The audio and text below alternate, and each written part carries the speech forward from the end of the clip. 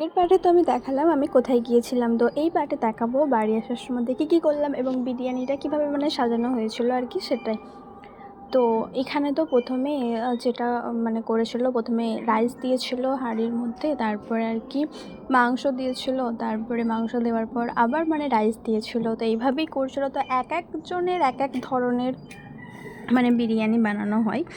তো তোমরা কিভাবে বাড়িতে বিরিয়ানি বানাও তো তোমরা কিন্তু সেটাও জানাবে। আর আজকে খালা কিন্তু এইভাবেই বানিয়েছিল আজকে, তো সেটাই তোমাদের সাথে শেয়ার করলাম। তো তারপরে এখানে ঘি দিয়ে দিয়েছিল। তো এটা মাটির উনানে কিন্তু করা হচ্ছে, ঠিক আছে। আর মাটির উনানে তো যে কোনো রান্না খুবই টেস্টি হয়। তোমরা সেটা মানে যারা আর কি খাও তোমরা মাটির উনানের কোনো কিছু, তোমরা তো আর কি জানো মানে কতটা পরিমাণে টেস্টি হয় মানে ফুড আইটেমগুলো।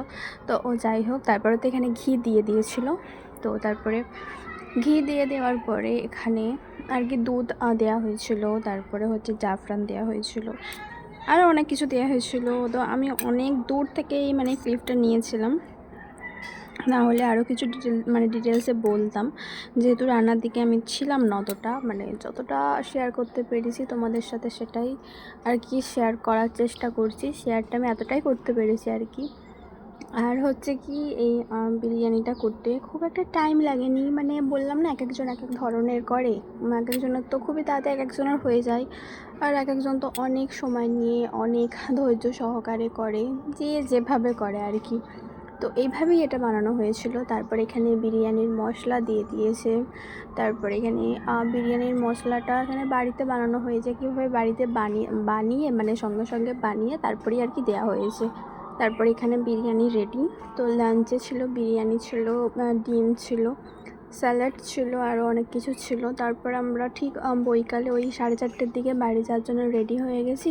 তো হিজাব আমি খুব একটা ভালো করে ওয়্যার করতে পারি না, তো তোমরা দেখতেই পারছো, মানে যতটুকু আর কি পারি ততটুকু পড়ার চেষ্টা করি, যেহেতু আগে খুব একটা পড়া হয় না, এখন থেকে মানে স্টার্ট করি মানে হিজাবটা ওয়্যার করার। তো আমরা তো এখানে একদম রেডি। তো এটা আমার একটা ফেভারিট একটা ব্যাগ আর কি, হোয়াইট কালার। তো যত ব্যাগ আছে তার মধ্যে এই ব্যাগটাই সব থেকে আমার কাছে বেস্ট। তারপরে রেডি হয়ে গেছি। তো আমার এখানে পায়েতে আমি নেল মেহেন্দি লাগিয়েছিলাম, সেটাই আর কি ছোটো একটা ক্লিপ নিলাম। তো তারপরে আমরা ওখান থেকে ওদের বাড়ি থেকে আমরা মানে এখন চণ্ডীতলায় গিয়েছিলাম। তো চণ্ডীতলা থেকে তারপরে আবার মানে টেকার ধরে তারপরে সোজা মানে বাড়ি এসেছি। আর এখানে তো অনেক পুজো, যেহেতু তো পুজোর এখানে প্যান্ডেলস ছিল, করা হয়েছিল অনেক। তো বাড়ি আস্তে আস্তে আজ প্রায় আমাদের মানে সন্ধ্যা হয়ে গিয়েছিলো। তো আজকের ভ্লগটা এই পর্যন্তই।